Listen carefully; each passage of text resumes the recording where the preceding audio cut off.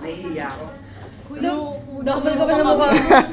Alright, magandang hapon, Ginang, Rosario, and classmate. And welcome sa ating Good Soup episode number 6. And pag-uusapan natin ay iba't ibang culture and ano ba dapat tanggalin ng pagyamanin. Kasama ko ngayon sila, pakilala kayo, accountancy student. By the way, ireg lang ako dito. Pero ganun talaga. So, pakilala kayo, ikaw muna. Ako si Juliana Estorque. Ako to. Si Trisha Romero. Ayan. Ivana Noliaga. Genesis Santiano. Yan, so sa mga future accountants or kailangan ng accountants sa mga crypto friends ko dyan, if gusto nyo magtanggal ng tax, you know, kilala nyo na sino kakontakin na, joke lang. So bago tayo mag-start, salamat muna sa sponsor namin, McDonald's. Thank you, tsaka sa Alpas Bistro Cafe yan, kay Troy. Puntahan nyo yung coffee shop niya. Meron restaurant doon. Sa kanya yan guys, yung nasa Robinson. Yes, sa kanya po yan. So ano ba yung mga dapat na kultura sa Pilipinas na dapat natin tanggalin and pagyamanin? So unahin muna natin, syempre, doon muna tayo sa negative kasi cloud chaser tayo. So number 1, syempre nag-start naman ng ating culture sa loob ng bahay. So sa bahay muna, pag-usapan natin all about bahay, ano bang culture natin doon. And ang nauuna is si Ivana. Sino ba yun? Ikaw? Sorry. Yung una natin, di ba, yung pagkawala ng karapatang magpahayag ng opinion bilang anak. Kailangan siyang tanggalin kasi syempre may iba't iba namang expression may iba't ibang expression yung mga bata para sa magpahayag ng nararamdaman. Meron kasing tinatawag na kapag nagde-develop yung bata, nagkakaroon sila ng independent mindset na doon pumapasok kung meron silang sariling prinsipyo na pwede silang mag-agree sa sinasabi mo, pwede din silang hindi. Tapos meron akong nabasa sa artikulo na may mga comments sila doon na mga experiences na nangyari sa kanila sa loob ng bahay. At ito yung sabi na kapag kasi pinapagalitan daw siya ng mama niya, kailangan tahimik lang daw siya tapos hindi siya sasagot kasi nga daw, kapag sumagot ka, bastos daw yon and madalas daw, nasasaktan siya sa mga sinasabi ng magulang niya.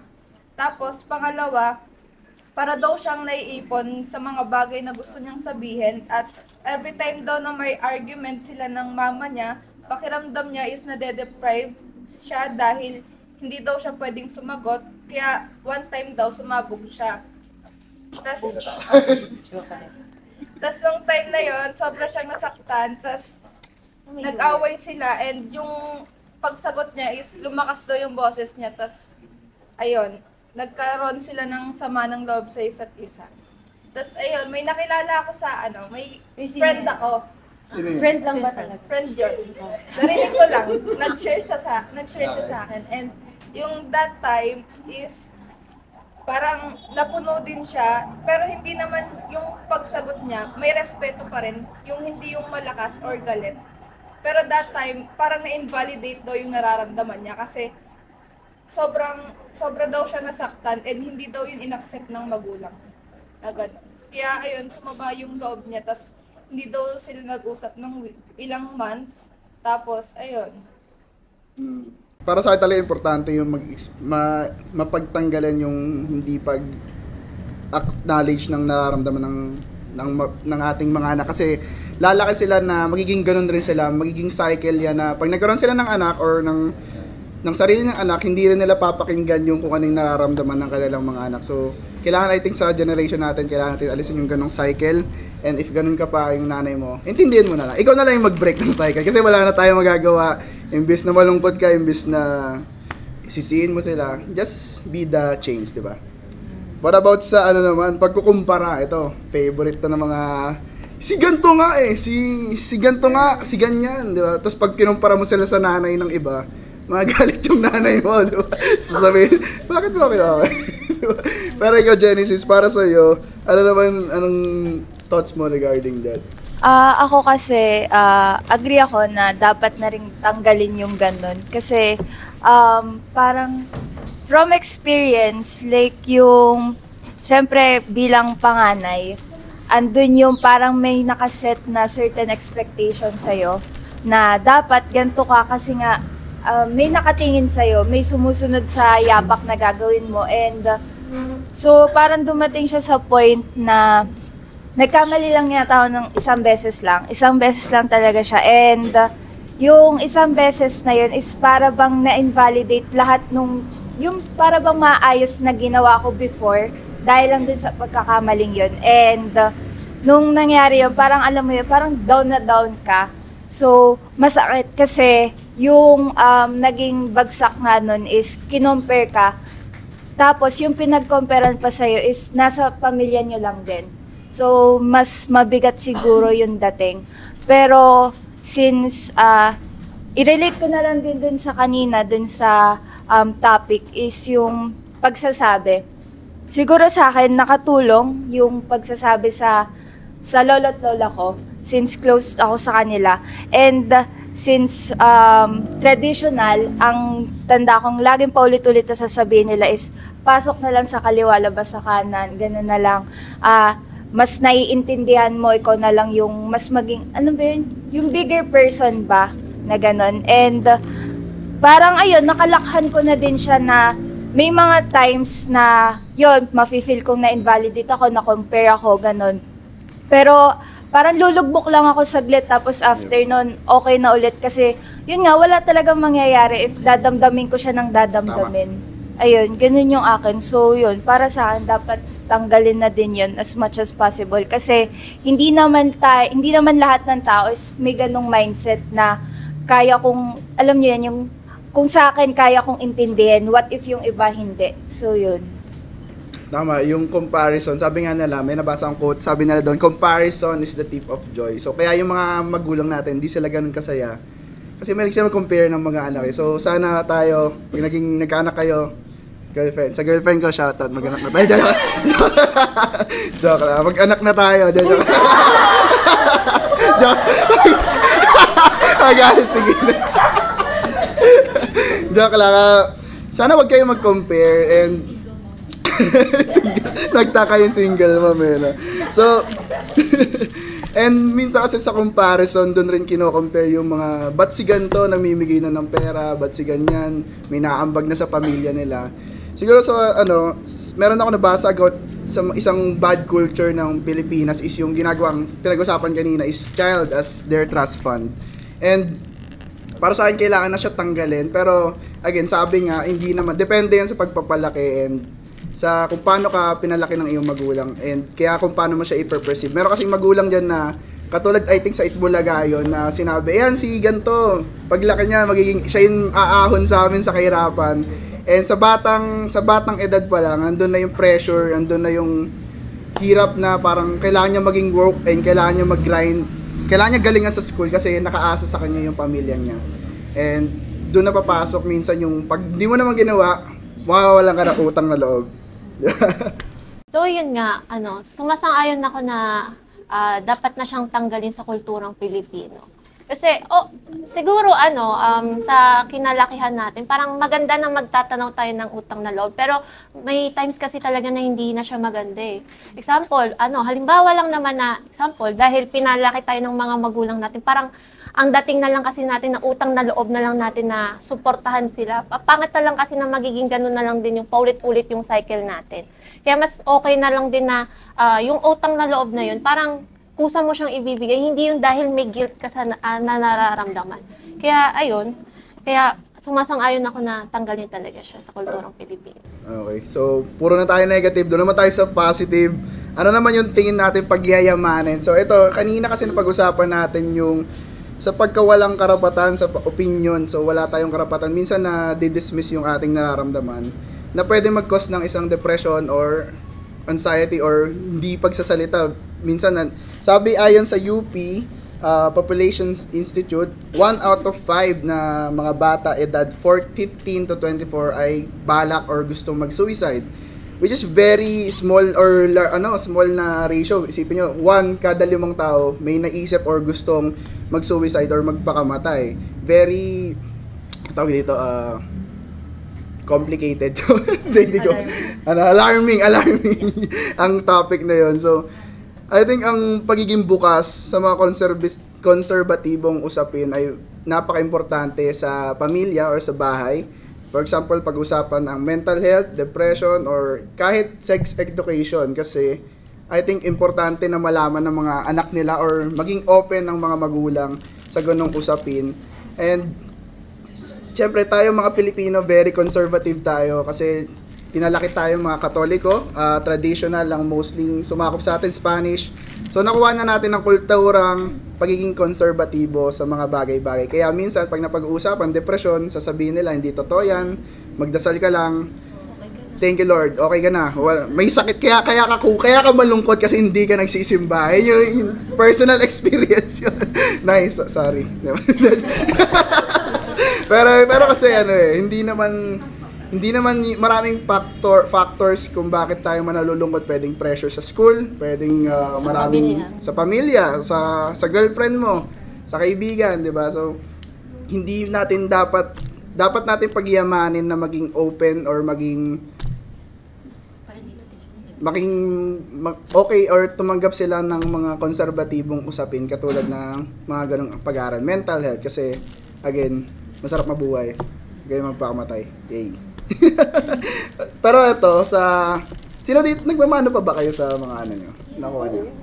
Pero I think ayun yung sa bahay, beso, hindi ako nagbebeso. Baka kasi pag pangit, sasabihin manyak pag nagbeso. Pag gwapo, okay lang yun. pero I think yung pagmamano isa sa dapat nating pagyamanin na medyo nawawalan ng onte. Pero kasi yung iba kaya ayaw na nila pagmanuhin yung mga bata kasi feel nila matatanda na, di ba? So, ikaw Trisha, tingin mo, bakit dapat Ayan, sa akin naman, yung pagmamano kasi, napapansin ko talaga siya kahit sorry, maiksi yung attention span. Tapos, ayan, going back, yung pagmamano, eto personal experience sa bahay, napapansin ko yung iba kong mga kapatid, parang yung iba kasing bata, parang nag-iintay pa sila ng sabihan na, mag-bless kayo kaya ganyan. So parang doon, sa mga ganong sitwasyon, nawawala na talaga yung habit o yung kultura ng pagmamano.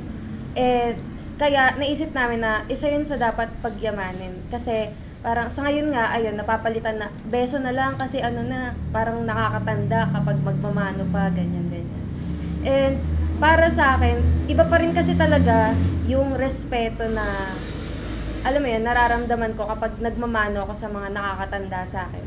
Although, ayun, kahit sa ibang kunwari, mga magulang ng kaibigan ko, at saka kaibigan. Uy! Iba pala yun. Kaibigan. Ayun. And may nabasa nga ako sa internet, ayun, yung Ethnics Groups Philippines, ayan, website nila and such, na kahit parang nawawala na siya, bilang tayo, sa henerasyon natin, wag natin hayaan na mawala. Kasi nga, ayun nga, parte na talaga siya ng pagiging Pilipino. And ayun yung parang mas nag-aano sa atin as a unique citizen, human, gano'n. Okay, isa sa I think na hindi rin dapat natin tanggalin is yung pagkain ng sabay-sabay. Ako, personally, sa bahay, ako lang mag-isa kasi kumakain kasi kanya-kanya kami ng luto sa bahay. Hindi, okay lang. Tamad lang kasi magluto. Ang luto ko kasi is nakahiwalay kasi puro chicken breast kasi dahil ako yung nagpapalaki ng katawan. Pero dapat natin pagyamanin ang pagkain ng sabay-sabay kasi Genesis. Ayun, sa akin, based sa experience ko din, parang simula bata, talagang inano kami na dapat sabay-sabay kakain. Sabi ko nga parang laughing joke siya sa amin dating magkakapatid na di bali na sigurong broken family tayo, basta sabay-sabay tayong kakain lagi. And dumating siya sa point actually nung online, nung nag-pandemic, lahat kami tatlo, so lahat kami nasa bahay, pero simula talaga umaga, halos hindi kami nagkakausap-usap kasi lahat kami diretso sa laptop, sa phone kasi may class. Tapos yung nanay namin, andun lang siya sa kwarto kasi nakakagulo nga siya pagka nasa sala. So talagang alam mo yun, parang lilipas na lang yung araw na wala talagang walang kahit mga small talks, walang ganun. So dumating siya sa point na parang nagsabi yung mami namin na pagkagabi, talagang wala siyang pakialam din halos kung may hinahabol kaming deadline. Kailangan talagang itigil lahat and sabay-sabay kakain. Tapos parang since gabi na nga lang yun na lang din yung parang pag-catch up namin sa isa't isa.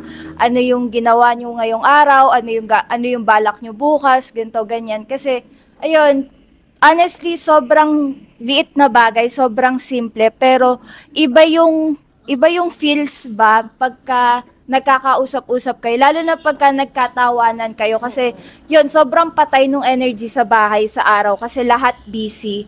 Tapos parang yung sa sandaling oras na yun, parang kahit papano, parang na-recharge ka nga kasi talaga and parang na-remind ka kung ano yung ginagawa, kung para kanino mo yung ginagawa, yung mga ganun. So yun, para sa akin, talagang kahit gaano pa katanda yan, talagang kailangan talaga sabay-sabay kumain. Like, tipong itigil nyo yung gagawin nyo and lahat magme-make talaga ng effort para magkausap-usap. Banding na din kasi yun. Pero ako, ayun na, ngayon ko lang na-realize, kaya siguro hindi kami sabay-sabay kumain. Kasi pag tinatawag ako, sasabihin ko lagi, wait lang. Wait lang, mamaya na. Pero yun nga, yung isa pang culture ng Pilipino is yung mamaya na or manyana habit. So ito, lagi ito nagagamit, hindi lang sa school, hindi lang sa trabaho. Kasama na talaga to sa culture natin na mamaya na habit. Di ba, Tricia? Tama. So, sino dyan yung mga nagpo-procrastinate? Parang may pagtingin kayo. May pagturo. Ayan. Comment down kung nagpo-procrastinate. Pero, ayun. So, ayun nga yung manyana habit. Actually, Dapat dati tanggalin. akong ganun. And dapat, Dati lang. dati lang. Natanggal ko na siya. Eh. Yan. Tapos, ayun. So, ayun nga. Bakit ba siya kailangan tanggalin? So, base doon sa nabasa ko, syempre nagbasa-basa ako kasi research. Ayan. Ayon kay Jeff Mendy, ayun, dinescribe niya yung manyana habit as a dream killer. Parang, ayun kasi yung parang nagpe-prevent sa'yo na simulan mo na yung mga bagay na dapat mong simulan ngayon. Kasi, puro na lang, mamaya na, bukas na. Sige na, next week, ganyan. Malapit na deadline. Ang ganun. And, di ba nga, ang daming mga content creator, alam mo yung mga motivational speaker, gano'n. Lagi nilang sinasabi, start now. Bakit? Hindi ako ganun. Ay, hindi yun. Bahala kayo. So, hindi ikaw yun. Hindi ikaw yung tinutukoy ng content creator. And, ayun nga, nare-realize ko, kapag kasi nag-i-scroll ako sa TikTok, isa din kasi yung TikTok. Mamaya na ako gagawa ng assignment, mag-TikTok muna ako. Tapos yun yung nakakita ko, start now. Yeah, do your dreams. Tsaka mo lang gagawin, no? Oo, tsaka lang, sabi ko, ay oo nga, no, ganyan. Ako puro TikTok sila nagmo-motivate. Gagawin ko na. Mali na-pressure ka bigla. Na-pressure Mali naman ako yung bigla. motivation mo, ba't na nag-start na isang bagay? Eh di, ayun, dun ko, nung wait lang. Anyway, kaya ko siya natanggal. Eto, pro tip. Uy! Just, ayun na nga. Kasi tumawa. Ayun. Nag-suffer kasi ako sa consequences ng pagkakaroon ko ng manyana habit. Mamaya na nga. Hanggang sa dumating yung point na naipon na lahat, sumabog na ako. Ay, bugs. Ayun. Siyempre, nagpatong-patong na gawain. Nakaka-stress siya, nakaka-frustrate. And sobrang negative ng effect niya. Although, yung iba, ang daming nagsasabi na mas nagiging effective yung work nila, work under pressure, gano'n. Gusto yun. And sa akin, nag-work naman siya mga 2 years. Tapos ngayon, parang nung nakaraan niya, nagsisi na ako, ayoko na ng ganito. It's giving me stress. Gano'n. Tapos edi yun, hanggang sa unti-unti ko siyang tinanggal. And ngayon naman, hindi na ako dumadating sa point na last minute, mga ganyan. Kasi meron na akong time management. Okay, tama. And, ayun lang naman. So, sa mga nagpo-procrastinate pa dyan. Alisin na. Yes, itigil nyo na yan. Do your thing now. Start your dream now. Okay. Yeah. Okay. Salamat, Risha. Siguro isa pa rin dapat natin tanggalin.